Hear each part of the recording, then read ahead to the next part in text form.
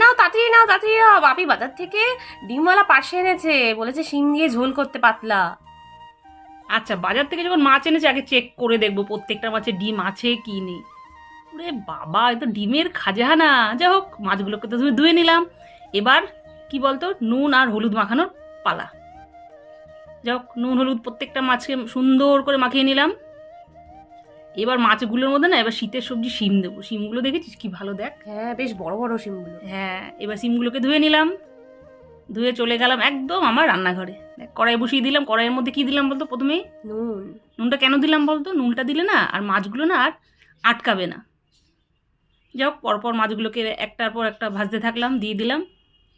মাছগুলো না হালকা ভাজলাম, কেন বলতো? পার্শে মাছ তো বেশি ভাজলে ভালো লাগবে না। এবার পড়ে গেল কালো জিরে ফোড়ন। তারপরে কি দিলাম বলতো? শিমগুলোকে দিয়ে হালকা নাড়লাম চাললাম। মা, আর তেল দেবে না? এত কম তেল? আরে দেবো, দেখ দিচ্ছি দিচ্ছি দিচ্ছি।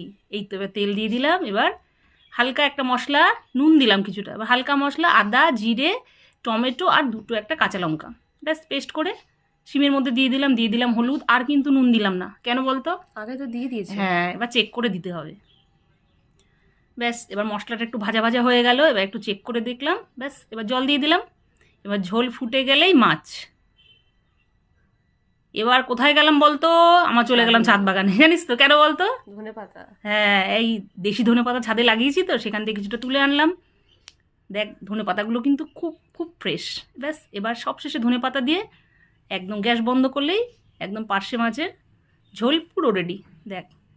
এবার খেয়ে বলো কেমন হলো। হ্যাঁ হ্যাঁ হ্যাঁ, তুই খাবি না আমি খাবো? না, তুমি খাও। আমি খাবো। আচ্ছা আচ্ছা, দেখ মাছটা ভাঙলাম। মাছটা খুব সফট আর নরম রে। মাছটা সত্যি ভালো এনেছে।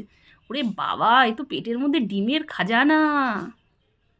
আচ্ছা, এবার তো খেতে হবেই। একটু ভাত মাখলাম, সাথে মাছ নিলাম, মুখে দিলাম। উফ, দারুণ দারুণ দারুণ।